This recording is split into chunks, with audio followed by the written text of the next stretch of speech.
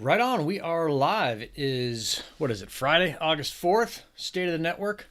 Uh, yeah, super cool stuff. It's a little bit of a slow news day, other than the giant news of the halving. So I expect we'll get a fair amount of action out of that over on the Discords. But let's see, what else have I seen going on? I'm curious to see what you guys are seeing. But so we got the halving. So all HNT and IoT and mobile rewards got cut in half. DC, of course, stays the same. So no big deal there. Just for folks who weren't ready for it, they may wonder why their rewards are cut in half. And that's why. Pretty common thing with crypto. Let's see app updates over on Helium Wallet. I haven't actually checked any of these out yet. Where are they? So location assertion is now available in the wallet. You can do multi-transaction stuff. I'll have to ask Max if he's able to do multi-transaction with his. What's up, Zim, with your yodel? I know that he's had problems, and for folks who have a couple hundred hotspots, they're not the normal folks, so they typically have problems. And then there's some kind of hotspot management thing, but I haven't messed with it. Haven't needed to lately, so not sure what's going on there. And if you guys have seen anything there, I'd be curious as to what you're seeing. Let's see. Amsterdam plans. I've been asked a bunch if I'm going to Amsterdam for Helium House. I know that a couple folks are. I'm not sure yet. It's kind of like a probably, maybe. Yeah, not sure. I'd like to go, but yeah, that's what's going on. Ciao Tutti. What's up, Derek? You still working on your Italian, huh? Cool. I was asked if a data-only hotspot or when it's going to be available. I know we talked about it last week.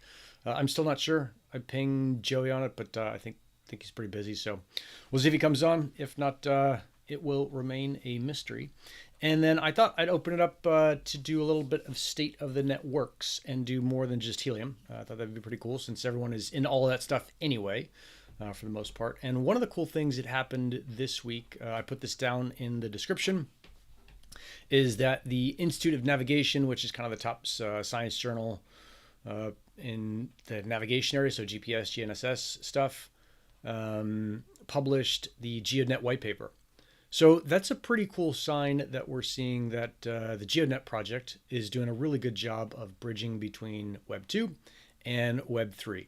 So kind of neat to see that, where we've seen a lot of these projects, they'll talk about like, oh yeah, the industry is doing this, that, or the other. But to see an actual peer-reviewed journal, kind of sciencey stuff happening, where they're saying, hey, check this out. This is something new that might benefit and promote the industry and move us along. That's pretty cool to see. What's up, Jay? Good morning. Good morning indeed. And a link to that paper if you want to read. If you want to read the Ion paper is down in the description. I think it's under GeoDNet Ion white paper is what I called it. So that's news that I got going on today. I'm heading out after this thing to. Last week I did the rowing regatta in the driveway, and one of the guys who stopped by was. He goes out and, in his words, he chases gray whales in surf skis. And he's a little older of a gentleman. And he said his wife is not up to doing it with them anymore, chasing the gray whales. And he's like, hey, I've got an extra surf ski. Do you want to come along? So directly after this call, I am biking over to his house, and we're driving down to Mission Bay, and we're going to go check out some. I don't know if the gray whales are coming through now, but we're going to get on surf skis and cruise around. Mark, what's going on? So that should be pretty cool. What's up, Soph? How you doing? Man, everybody's here. So let's see what else is in my news. I've been messing a little bit with the demo stuff. I've been paying more attention to the HiveMapper, the HDC-S. It's still not kind of prime time ready. Still doesn't sync up right away. I'm having some problems with it where if I'm on my home Wi-Fi, which is typically I am in my driveway when I start the car, for some reason it doesn't. The phone doesn't connect to the HDCS on the HiveMapper, and so it makes it a little bit difficult to make sure that the camera is pointing in the right direction. And since both Lee and I use the car, and I never adjust the rear view, and she adjusts it every single time she gets in, and the way the camera is set up with the rear view, it's pretty easy to bump it. So I always like, if I'm going to go out and do some Hive mapping, or just I'm going to be driving, I like to make sure that the camera is set up correctly, and it's just harder to do. So it's pretty cool. What's up, Ductator? It's pretty cool to see these things progressing, and it's certainly better than it was when I first got it. When was that? A couple weeks ago. But it's not there yet. And I think that's what we're going to see across the space is for the rest of the year. All these projects are just going to be head down and building. So whether that's 𝗪𝗏, the HiveMapper, GeoDNet, obviously Helium, all the rest of these projects are going to be building their stuff, doing their thing. 𝗚𝗏𝗃. I think 𝗚𝗏𝗃 is a really neat one because they have the whole soup to nuts piece of the entire kind of chain. And it's the blockchain promise of like, hey, if you want to donate money to something across the world, and you want that something to be physical, you want to donate whatever. I was going to say a gallon of corn, but corn is not measured in gallons. But whatever is a pallet of grain or whatever it is, the kind of fundamental promise of 𝗚𝗏𝗃 is it's IoT on the blockchain is that you could say, hey, here's my $20 donation that went to buy, 0.79 kilos of whatever this thing is. And you can track it across the entire chain until it gets to the final destination, which can be halfway around the world and is distributed to the right people. So that's kind of cool to see that stuff coming. I don't think we're there yet as far as being super easy. And that's just going to be the frustrating thing for a lot of folks right now who hear about any of these projects and are like, oh, cool, real world blockchain, I'm psyched. Is for the most part, it's just not there yet, right? We've seen that with Helium, is that Helium usually works, but IoT is super hard. We saw that with the parking sensors. I bought those 2 parking sensors. What's up, Spartan Blockchain Solutions? I bought those 2 sensors and deployed them in the road, and both were broken within a week. And I talked to the team there, and they were super cool about it. They're like, yeah, that was a early prototype. We sent it out to you because we were excited, but we realized it had some problems. We'll send out replacements. And I think that's where we are, is you've got to be super flexible, super understanding at this point, super psyched to kind of figure this stuff out. There are some IoT solutions that are, tested over the past decade or so, and they're working pretty well. But I think we're still at a point where it's, you got to be a little bit geeky and nerdy and super tenacious to get these things to work. So interesting time to be involved in all of this stuff. What else is going on? I know over on the mobile side with Nova, there I see them kind of pumping out news on the phone stuff. I keep thinking about, we talked about this, I think last week or two ago, is moving the 5G unit that we have with Keenan from where it is downtown, where it's on this kind of slow internet connection, and it's at a buddy of mine, and she's not super technical, and I don't get down there enough, and that is usually not working super well, is moving that back to the house and just going whole hog into mobile and diving into it the same way I dove into IoT. I think that's probably going to happen. Just got to convince Lee of that, because she's like, I don't know if we want that thing on the house. So, but we did a super cool interview over on Deep in State with Mario Didio over at Nova, who is head of wireless convergence. Max and I did that the other day. That will release probably early next week on what's going on with the Wi-Fi stuff. And it was just like, I got to figure out how to, deploy that stuff and learn more about it and then share all that stuff with you. So yeah, Fred Garner, what's going on? That's the biggest thing, is that they get it. Yeah. I think this is with any of these things, whether you're doing, dash cams or the demo stuff, or, pet tracking or whatever with TrackPack. I think one of the cool things I saw with Neil is after he had Neil over at TrackPack had the little bit of a blowout with Nova, is he came back and he's like, hey, I'm going to use all the stuff I've learned and deploy like crazy and just focus on building my own business. And that seems to have been working really well. He's pumping out dashboards every day that I'm seeing that are really neat. So kind of cool to see all of that work that he put into it is not fruitless. Post a link to the interview with Mario. It's not up yet, so if it will be, I think it's a Deep in State thing, so it's the youtube.com @deepinstate or /@deepinstate, but it's not up yet. I think we're going to post that next week. Max is telling me, he's like, hey, there's a question, because the way that we do it on those interviews, if you ever watch them, is that I'll do the interview and then Max is in the background and we share a Google Doc, and it's a weird thing, but it's really difficult for me to kind of think and talk at the, this sounds so stupid, think and talk at the same time. So I'll set up the questions I have beforehand, but when you're doing a live interview, sometimes it can be difficult to do that. And so Max is kind of doing a ton of the really active listening and making sure that we don't miss anything. So he'll be typing stuff out in the background, and then usually I'll read that out. So if you watch closely, you'll see that a lot of times I'm just reading what's going on. And he's like, hey, you read one of the questions. Let's redo that so it just looks a little bit better. So I may do that editing this week, and then we'll get that out and make it look a little nicer. Yeah, so kind of fun stuff, a little behind the scenes stuff. I'm sure Max will be like, don't say that stuff on in public. We gotta be looking perfect. But I think it's important to say like, hey, we're just regular folks kind of figuring this stuff out. I'll say Max is super sharp. And so I think we get things a lot faster than normal folks. And especially if you're not paying attention to it full time, if you've got another business, we're doing a much better job than that. And certainly adding value to these companies that we're working with. So that's kind of cool. LFG, BFG. Yeah. Neil's going to do just fine. Gray hat. He's going to be good. Siegfried, been kind of shocked to hear that ShareSpot will shut down their tower installs in Portugal because rewards aren't currently enough to pay for running costs. Huh. It's interesting, Siegfried. I mean, I can't say I'm that shocked. And I think if we look out in the long term, there are some interesting kind of thought lines to go down. And one of them is, you know, if we start at the early days of Helium, when you could buy a $400 hotspot and deploy it and fill in your favorite number, you know, whether that's 2,000, 10,000, 20,000, whatever it was, right? Like you could do anything you wanted because you basically couldn't lose money. But that pie is always going to be the same size. And in fact, every 2 years, it's going to get cut in half as far as how big that pie is that you can slice the rewards off of. And those rewards will eventually be super small. And so by that time, the network will have been fully built out. It'll be useful, and we'll have the intent is that we'll have a bunch of people actually using it. I think that's the kind of rough transition that we're making right now. And if you think about one interesting piece that is kind of against my personal interest with putting up hotspots on mountains and doing super remote deployments, is that's not really that useful to the network. In some cases it is, right? If you're deploying stuff and you're tracking paragliders in places where there's no coverage, it's exceptionally useful. But if you're trying to cover cities and suburban areas, it's probably better for everyone to have a hotspot, you know, in their attic, on their roof, like somewhere where it's really easy for them to get to. If it goes down, it's a really easy fix. They just power cycle it.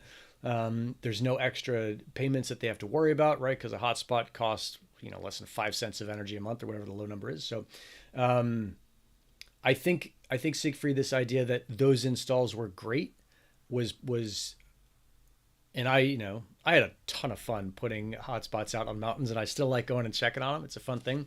But I think as far as like those hotspots being super useful to the network, maybe they're not that useful.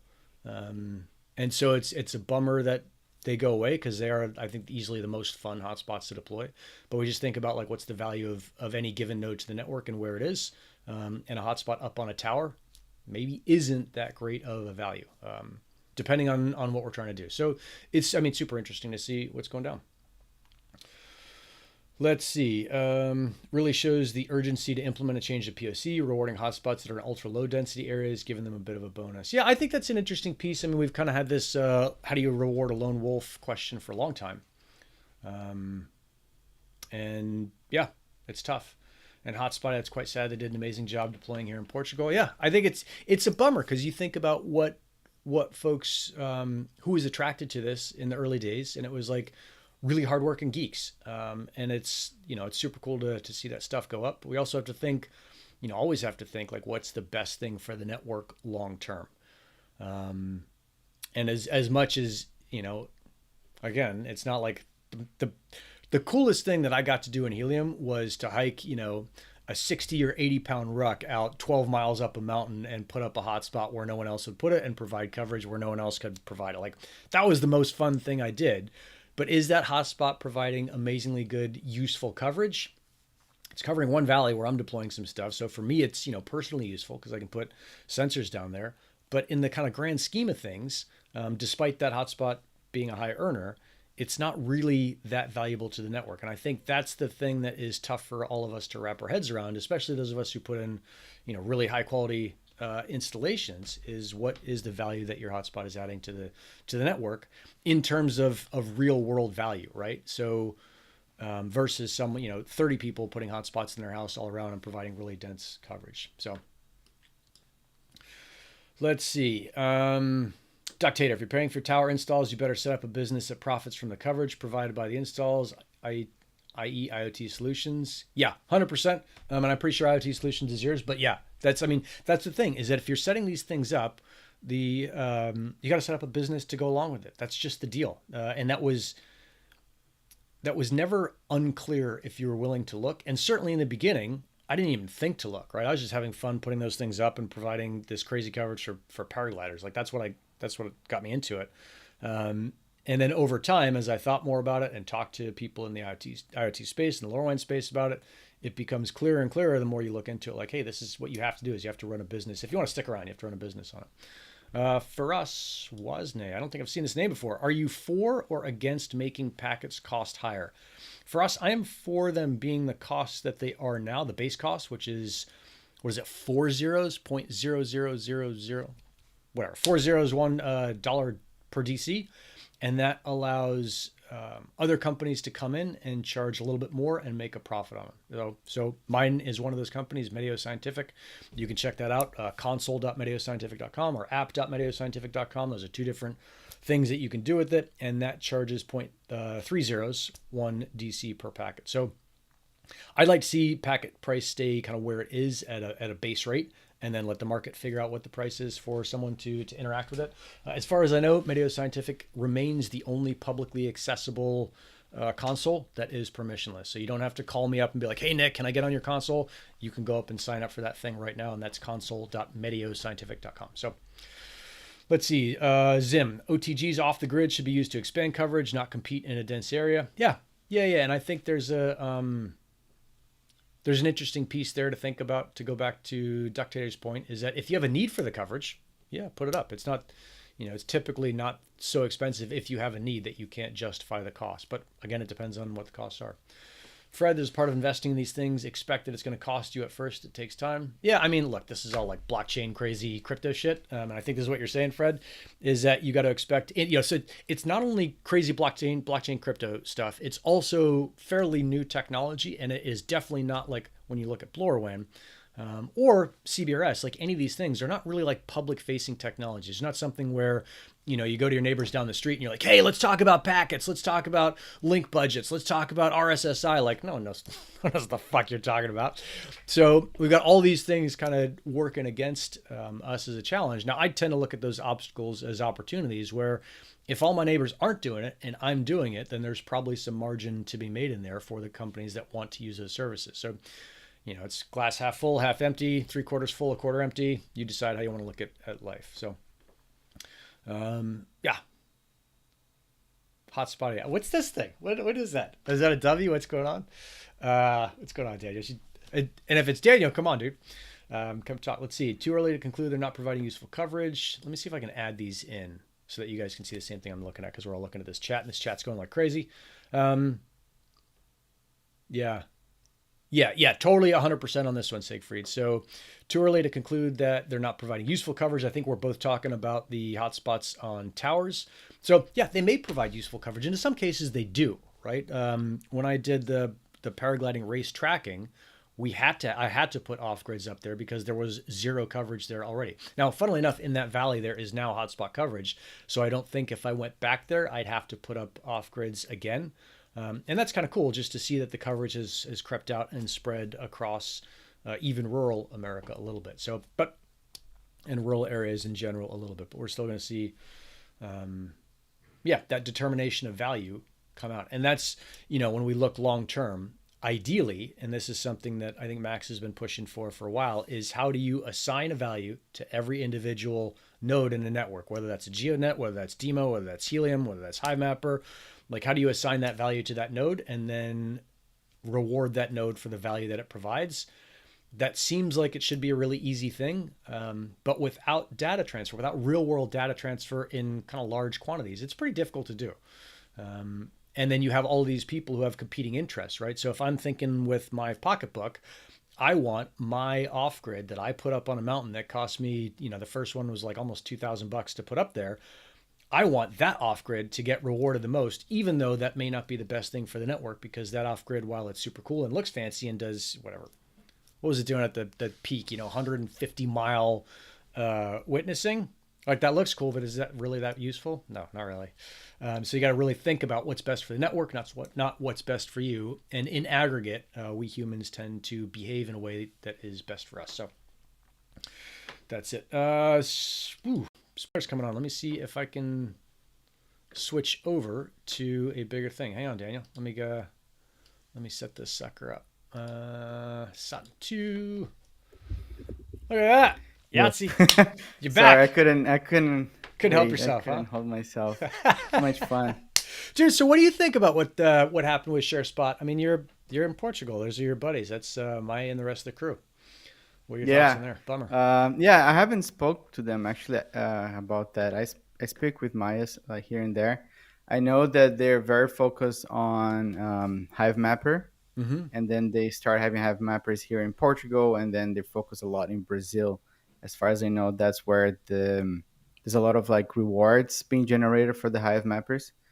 But I haven't been keeping track a lot. Yeah. I think it all depends on how easy it is to maintain the installs and if they need to pay their host, etc. Right? Like if you pay someone in percentage, but then that hotspot keep going offline, then it's quite expensive to maintain that. Because Yeah. I'd say the idea is that you have the things that are running. Like for example, personally, I have a lot of hotspots here in Lisbon, and a lot of them are offline. Um, we're just so busy building tooling and software for DePIN that we doesn't justify ourselves climbing the roofs anymore right now to just make sure the hotspot's online.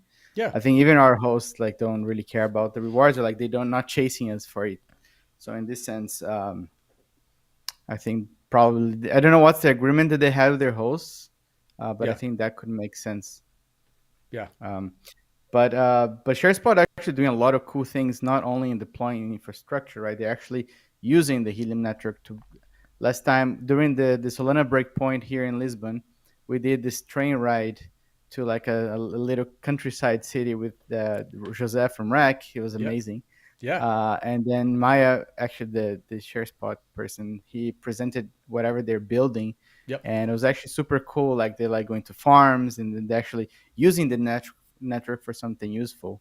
Yeah. So they've been revolutionizing and like really um, pushing this whole usage forward. Yeah. Just for a quick backstory, like when we started Helium in summer 20, like autumn 2020, Yep. it was basically me, Max, like Hotspot team and ShareSpot team, and we spent a lot of time together to like make sure that we deployed the network with the best coverage possible. Yep. So we did it. It was very interesting. It was very fun times with Yeah. them. So those guys work hard as well, for sure. Yeah. Yeah. Yeah. There was a professor on that train who is a local. I mean, not local. He's Portuguese. Remember he presented on that wine on the vineyard where he's deploying LoRaWAN stuff on the vineyard. I don't know if Yes. you remember him. He was a super cool guy. I Oh, see him on Twitter every so often. yeah, exactly. I haven't spoke with him a lot before, but and even after, but there's some really cool, interesting IoT stuff happening here in Portugal. There was another guy who we used to call Professor as well. He was working on NB-IoT solutions. Yep.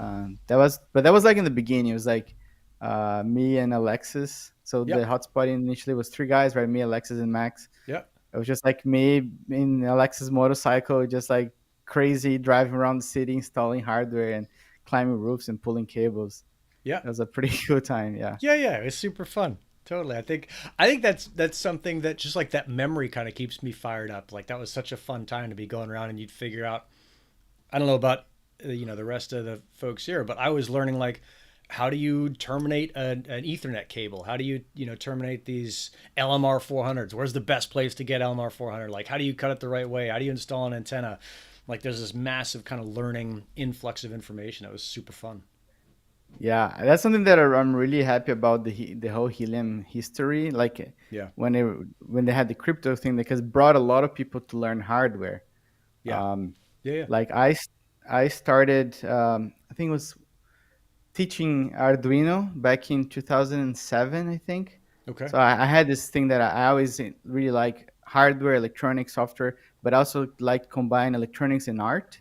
So when I did a semester in Italy, where I didn't go to any class because I became a teacher assistant for the design department, and we used to teach the kids, or the kids they were my age. Yeah. They used to teach the people electronics and coding like Arduino, very simple things, Yep. but for the design class in Milan. So So that was like way more fun and more valuable for me personally than going to a calculus class in Italian, Yeah. right?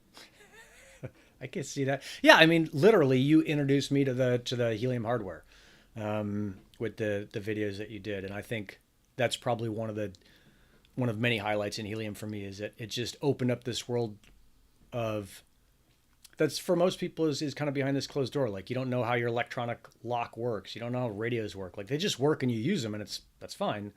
But this was kind of like this peeling back of like, oh, this is what's under the cover. And one thing Yeah. that I've learned that has been shocking to me is I thought it was a joke when I first saw it, this fuck around and find out thing. But that's how people learn.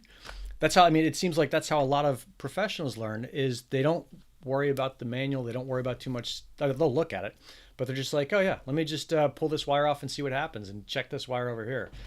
And it's pretty cool to see how it works.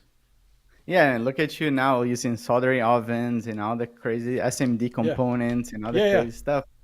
It's not impossible, right? Like it looks complicated, but it's something that's little by little you learn. Um, it's also curiosity. I think is much more important than anything else, Yeah. right? Yeah. Yeah. Yeah. Yeah. Totally. Let's see. Asking Mitchell Doyle, are you guys involved in the Weather XM project? They are not clients of mine. I talk to Manos every so often over at Weather XM. Looks like a cool project, but I haven't paid a ton of attention to it recently. In fact, I got a Weather XM station in my garage that I've got to redeploy because one of the places I put it didn't have helium coverage, so got to put it somewhere else. Yeah, yeah. WeatherXM is they're one of the first DePIN projects, right? I Yeah. remember what was it? Planet Watch, Planet Helium, Watch. WeatherXM, and then of course the file coins, the data storage was a bit older, but they're not necessarily location dependent as much. Yeah. Um, Yeah, it's interesting because I mean you're seeing this split just the same as I am. Is that there's a what is it? Decentralized physical networks and decentralized data networks or something like that. Where they like everybody Yeah. wants to get get their hooks into this new idea of the DePIN. But we're seeing a lot of these things like, oh well, I'm a VPN, I'm a decentralized VPN or CDN or whatever it is. And it's like, well, it's not really yet a physical network. Although in those yeah. cases, I guess if you're running a separate server, it is. Yeah, exactly. I mean, this kind of things that exist for a long time, right? Like, Yeah. do you remember something called Set at Home, or like those software they install in your computer to try to find Yeah, like aliens? Yeah.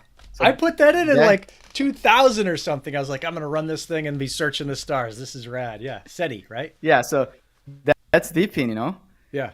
in a way. It's the same way, decentralized physical network. So you decentralizing the resources, Yeah. and then like, so this is like not necessarily a new idea, but the scale that it reached after Helium started deploying this thing because of the rewards, I think that's actually Yeah.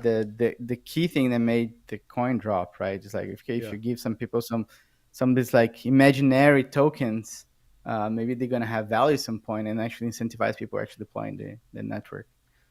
Yeah. That's pretty cool. Yeah, one thing that I mean, now that we're just like talking, Yeah. we should almost open a beer here, right? Yeah. Right.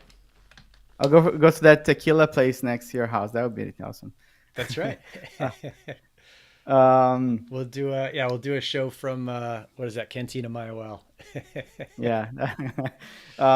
One thing that I always like to actually keep people aware that whenever using like a decentralized VPN, because every time someone tell me about like the VPN, I get like a bit like something's not right. Yeah.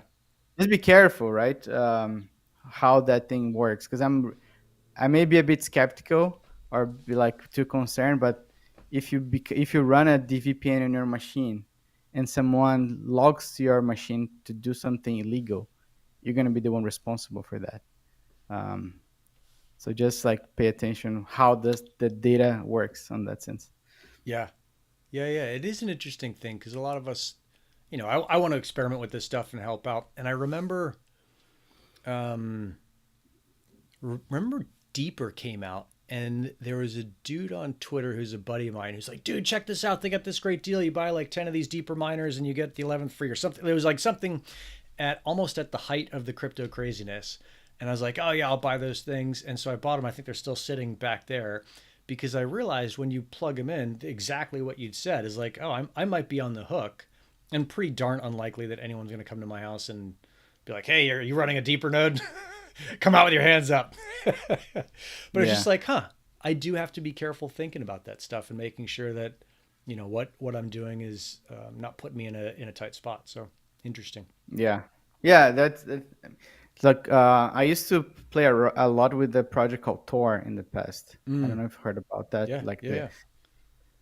and I had like fast internet at home. So then I like, yeah, I want to help because I mean, there's a lot of things that let's say are illegal in this network, but also there are things that are interesting as well, like people who don't have access to information, blah blah Yep. blah.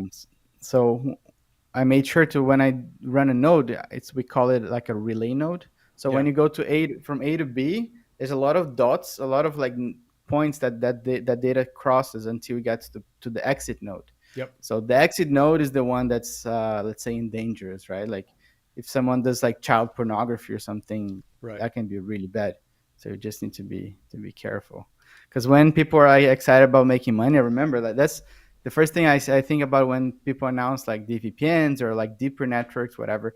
People just think about like all the rewards they've been making, but can't think about like the consequences of that, right?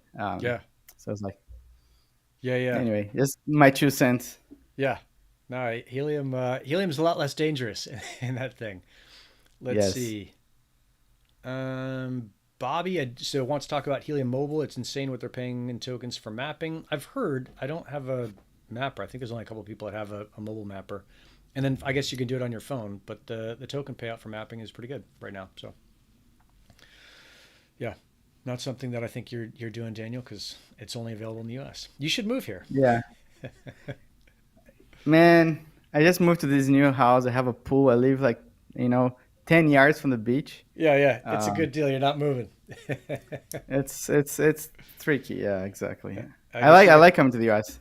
Yeah. Maybe next year. Are you heading up to Amsterdam, or is that an unknown for you for Helium House? It's a maybe Most for like. me. But Yeah, exactly. yeah. I'm going to first. I'm going to Token 2049 in Singapore. Yep. I think that's going to be a conference that I'm really excited to go to. Uh, like after going to the 𝗓𝐶 in France, talking to the IoTeX guys, talking to some other the DePIN projects. Yep. I think I talked it last week, right? I think that like Asia is going to be massive for DePIN.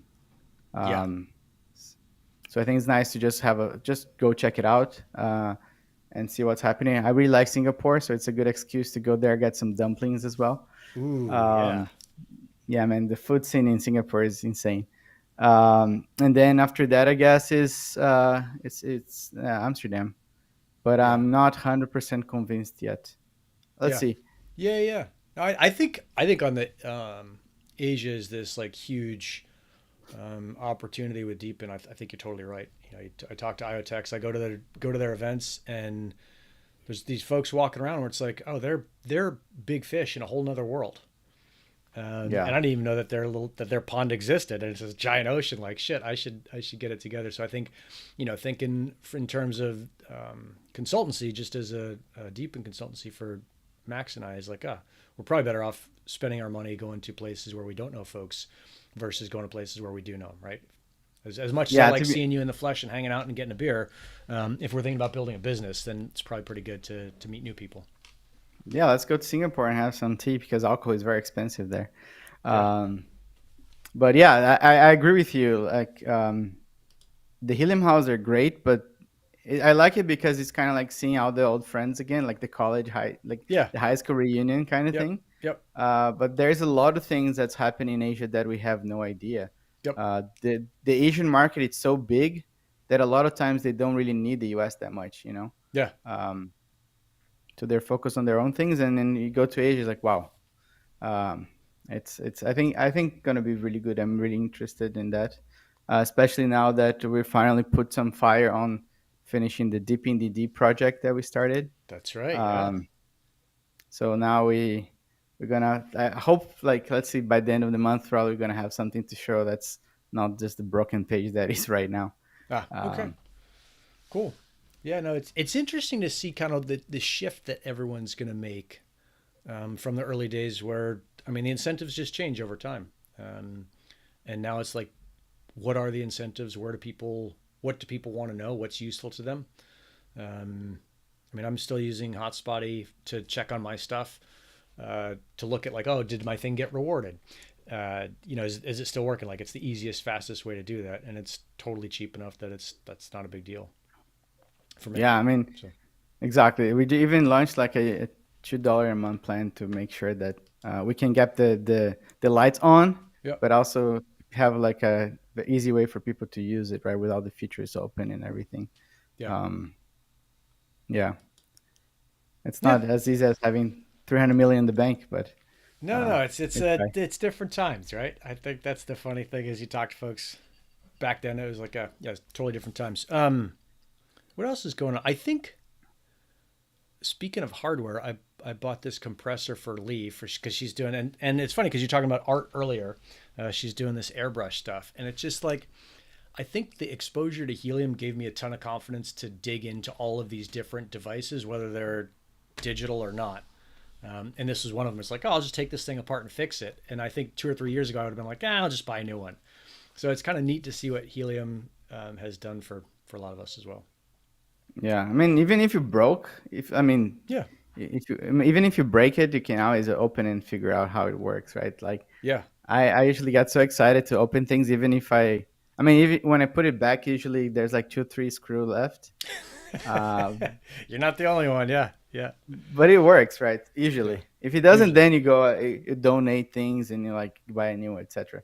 yeah, But I think the curiosity of like opening things and understanding how it works and just seeing how things are like going through the thought process sometimes of someone else building the hardware is, I think, super exciting.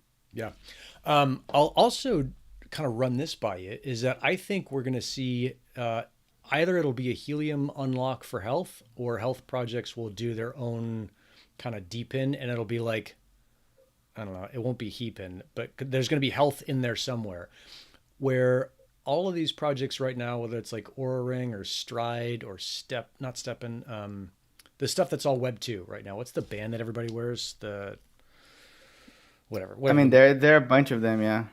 yeah, I think those folks are going to start to see that there's power in this token piece. And so I had this gut feeling that the VO2 Max mask that I've been working on is going to end up somehow involved with that, because I was talking to a researcher who'd done a bunch of validation on VO2 as like a useful tool for athletes. And there hasn't been enough data kind of fed into the machine for us to make these wide sweeping understandings of what's going on. So most of in this case, this VO2, which is the amount of oxygen in your expired air, and that is an indication of how fit you are. Most of it's been done on athletes. And so, the machine's it's $20,000 to $60,000. It's a pain in the ass to use. For most people, it's just like a snapshot in time. But if you can build your own and you can sit down on the floor, like one of the things you can do with VO2 is you can lay down on the floor and see what your resting metabolic rate is. And if you can do that across a couple 100,000 people, all of a sudden you have health data that can be really useful to say, hey, this is how much, the average person should eat or not eat or whatever it is. And also for VO2, that's super cool. You can do a workout. And because you can measure with this mask both oxygen and CO2, you can see how many calories you burned and what type of fuel, carbohydrates or fat, you used. So you can then say, hey, after this workout, this is the kind of food that you should eat to refuel. Like, don't eat a ton of carbs because you did a fat burning workout, or don't eat a ton of fat because you did a carb burning workout. Like, it makes it really interesting to start to dial in exercise protocols. So That would be a good name for a gristle token, man. yeah, yeah. I don't know if people go on buy a Gristle token, GRSTL, right? Yeah. But no, I think that's super interesting because a lot of times it's lack of data that people don't get progress in things like in science. Yeah, So if you can something that costs $60,000 into becoming like $1,000 or $500, yeah. then you can It's that would be it's $200, pretty and that's high. I think you can buy everything shipped right now for 160.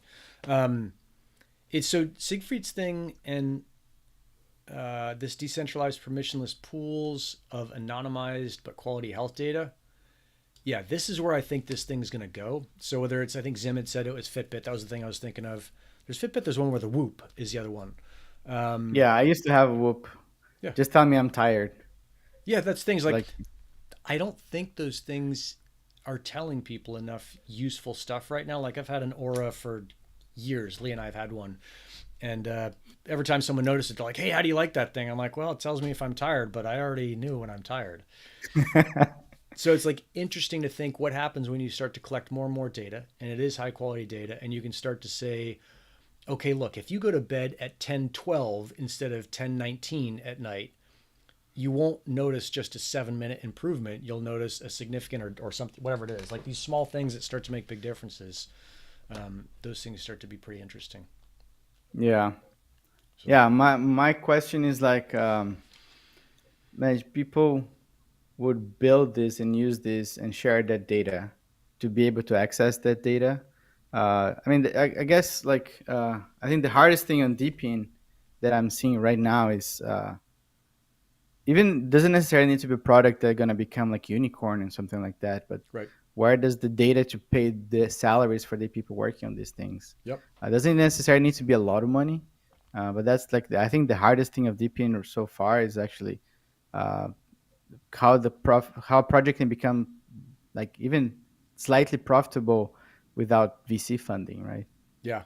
Yeah, it's I mean, I heard this really dangerous idea the other day where someone said to me the really cool thing about decentralized networks is all the free work that you get.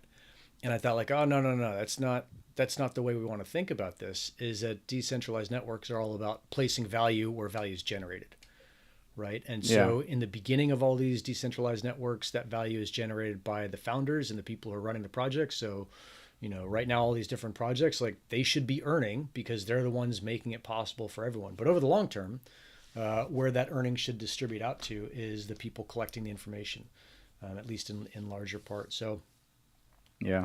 No, exactly. It's definitely not free labor, right? no, Nobody's doing this for free. yep, yep. Let's see. I think this is something I don't know if I'm curious enough to do it, or kind of curious and like that intersects with skill sets. But this Gray Hat and a bunch of the folks on the GK server have been talking about how we do machine learning, and for this, it's what is it? Fluid dynamic stuff. Like how do we build a little TensorFlow device or basically like a supercomputer on a Pi to process this data for the computational fluid dynamics for the VO2 max mask. And I think there's going to be like, it's not just chat GPT. It's how do you take these giant data sets and then make something useful out of them? Yeah, there's a lot of. I mean, there's a lot of also deep in projects that are trying to aggregate Yeah.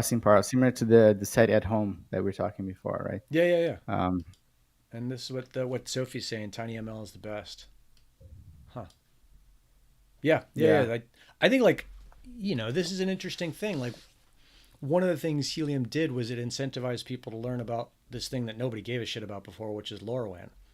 And so if you think of a DePIN project not just as like a token thing, but a way to get people psyched about something that is potentially super useful, it could be really cool if you have, a DIY Raspberry Pi project where you get tokens for providing compute power and you set the Raspberry Pi up in some certain way. So you could, you'd make another video just like you did at the beginning. Here's how to set up your DIY AI miner for this health data. And you go through all the stuff that you went through. Uh, and then it makes it so that people earn for providing their data on a Pi, and they set up their network so it's secure. I mean, there's a ton of different aspects to it, but it starts to make it pretty yeah, interesting if you can access all of those different pieces of compute power. yeah. I know exactly.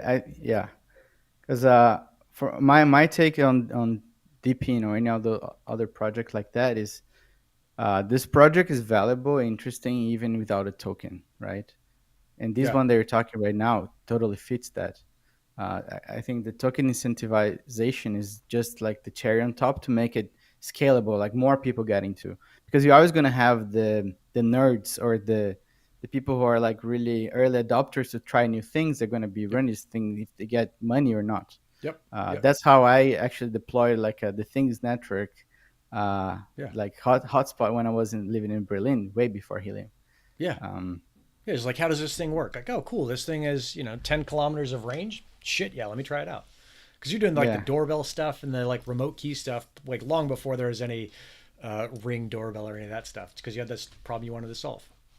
Yeah, exactly. I mean, I love building things. So one thing that I'm building right now, just like on the weekends, I think I mentioned before, was the soil moisture sensor. Mm-hmm. Uh, then it's gonna be more like a like just for fun, but I want to build on Helium, and I want to build some way that people build like some sort of tutorial, maybe that people can learn building the PCB, building the code, building the hardware, understanding how it works, up to the point that you have a little chart of the moist of your plant Yeah, or the soil of your plant. I mean, it's very silly, like it's very simple. There are of course solutions out there to do this, but I think it's the pleasure of building it from yeah, A to Z than to just buy.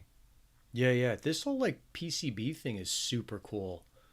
Where you just have these custom little PCBs. I'm curious about that for the VO2 Max mask. We're using that ESP32 TT Go T display thing because it's off Hmm. the shelf and it's $30. And I'm sure if we tried to design our own PCB that was like smaller, better, faster, it would be, but it'd also be more expensive and less available. And so it's pretty cool to think about for Yeah, what's out there. yeah, no, exactly. I did some research for the LoRa component first, Hmm. and then I checked the one from Seed Studio, and I ended up using the one from Rack. Hmm. They have like the Wiz blocks from Rack, and it's actually quite interesting and quite straightforward to use. Yeah.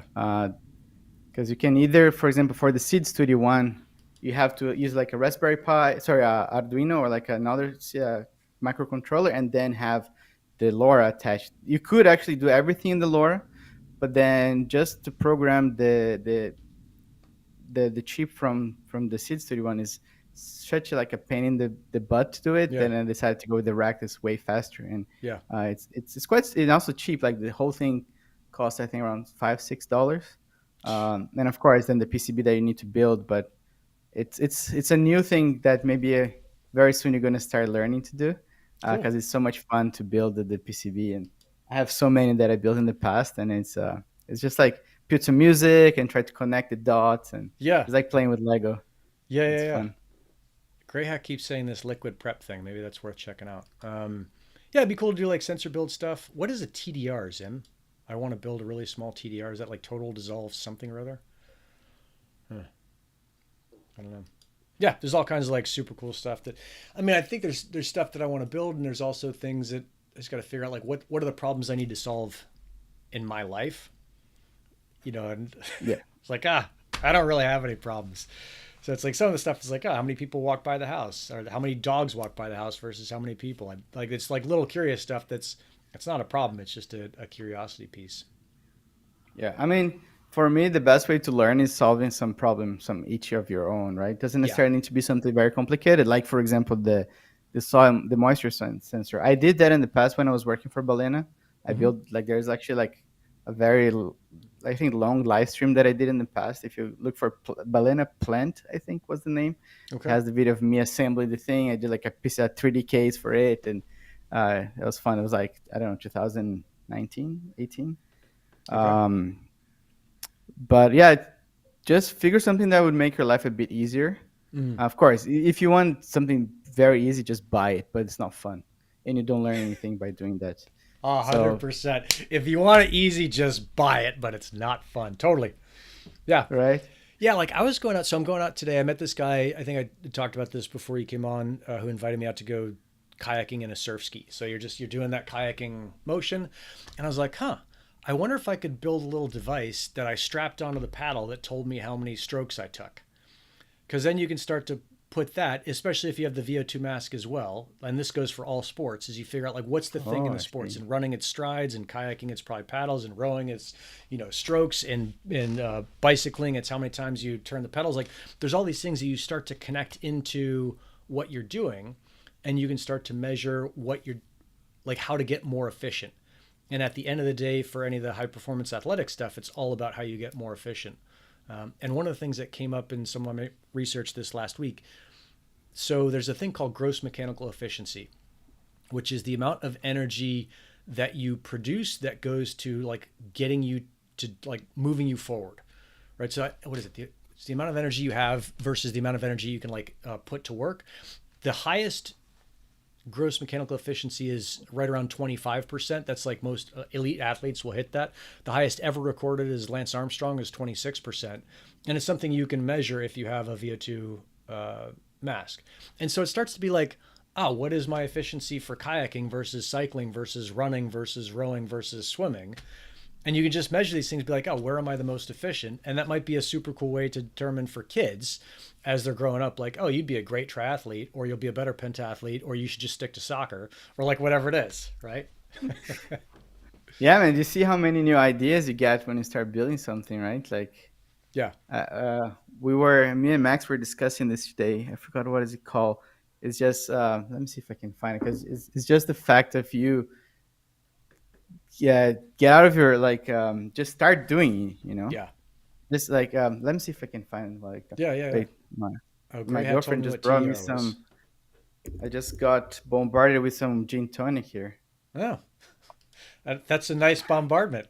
Very pleasant. Yeah, very Very happy. pleasant. Yeah. I got let me see if I can find it. So this is totally off topic and pretty wild, but I'm going to drop a link in here. Completely off topic. Let me see. How do I I'll just put it in the chat. There's a buddy of mine who goes out to Burma and he sets up in the villages. Apparently there's, and I'll sound super ignorant here, there's like some giant civil war going on there and the Burmese army is going in and like wiping out villages.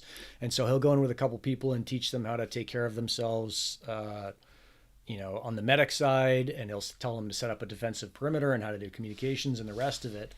And like employing a little bit of technology and then a little bit of military tactics and a little bit like nonprofit stuff. But pretty wild to see like what you can do as you start to understand more of the world around you.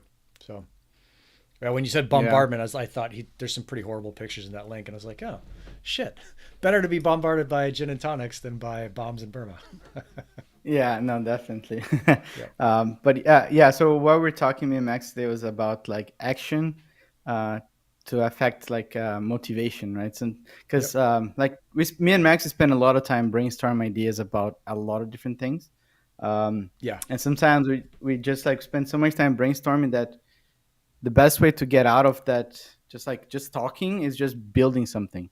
And that, because that reminded of you, like, oh, I have this question, I have this thing I want to do to calculate the oxygen when I'm doing sports, blah blah. But then you start learning different things, and then it's gonna like catapult you to something that you never imagined, just because you started doing something, start learning about, start the curiosity of that, right? Yeah. 100%. And that's something that I feel that sadly a lot of people don't have. Like talking to a lot of my friends, even like, they just like doing their 9 to 5 and then they go home and play video game. Yeah. Well, here we are, you and I on this channel together with people watching this thing who are not like that. So like that's the thing, is like finding the people who are into it and then getting them psyched and then making sure that they remember to pass that on a little bit. We can do some rad stuff. And teaching, right? Like I haven't been doing that much lately, but that's something that I really like to do, is teach people things about things that I really love and enjoy. Yeah. Like, for example, I was teaching the students about Arduino electronics. It was so cool for me to see like the design student learning to blink an LED. Yeah. Like it can be very straightforward, but it's not. There's like a build knowledge to get there. There's so much. Yeah. I got this breadboard and I'm like, oh, this thing's going to be easy. It's super simple. It's just like a bunch of metal strips that connect circuits. And then as you start to think through it, it's like, oh, well, this strip goes to that strip and you have to jump over to this thing to get another thing. Like it just makes you think more about what's going on. Yeah. Exactly. Soph put this on there. There's a YouTube of a guy who did this, and the guy he's got a ton of followers. Rad thing. He bought a ratty old Concept 2 rower off Craigslist and then set up some battery magic thing. I think Gray Hat knows who it is. I forget the guy's name. But he's always doing stuff with magnets and electricity. And he makes his kids row so that they can play the video games. He's got 3 kids, and I think when the littlest kid got on, she couldn't put out enough power, and so they couldn't play the video game. That's cool. You can play as much as the battery lasts from the work you do. That's amazing. Yeah, I like that. Yeah. Amsterdam airport had I remember, like, I don't know, like 10 years ago, like USB chargers that you need to paddle for them. So you plug your phone and you like have a little bike, and then And then you realize how much power you're using, and you're like, holy shit. So. Yeah, exactly. Yeah. Yeah. Cool. Let's see. What else is going on? Yeah, battery capacity determines the workout duty cycle. Yeah, this is what we're saying. Yeah, it's neat. It's always wild to me to realize kind of simultaneously how much power a human can put out and how minuscule that is in comparison to what we use. Like how amazingly helpful electricity is. That's, you know, generated at some power plant that we all like to say, like, God, shut those coal power plants down. But it's like, then my camera doesn't work, my lights don't work, my microphone doesn't work, this doesn't work. Like nothing in my house works if we shut that thing down. Like, okay, well, maybe we figure out a better way, but we're not shutting that thing down. Yeah. Yeah, it's true. Imagine if everybody had to run their like rat, how do you call this little? Yeah, a little hamster wheel. Yep. Hamster wheel to make electricity. That would be a problem. Yeah. All right, people would be much more concerned about a lot of other things. Or the stuff with just like carrying water, right? Have you seen those videos where it's like, oh yeah, these ladies go down and walk 2 miles down to the river, and then they pick up the water and they walk it back. It's like, huh? Yeah. How do we make this? We got it easy. Yeah. Oh my God. Super easy. All right, dude. Well, I think we're pretty close. I'm gonna go prep for this surf ski ocean going adventure thing today, and that should be rad. But I want to see your build videos. So whenever you're doing the soil moisture sensor, if there's anything I can do, I think you've got a big enough channel that you're gonna be fun on your own. But if there's anything I can do, let me know. I'd love to do like a co-build with you. Yeah, definitely. Yeah, once I have a little bit more build out, I will start sharing with you for sure. Have a great weekend, everyone. Yeah. I'm gonna get drunk now, I guess. Okay. Well. Cheers. Cheers. We'll see you later. Bye-bye.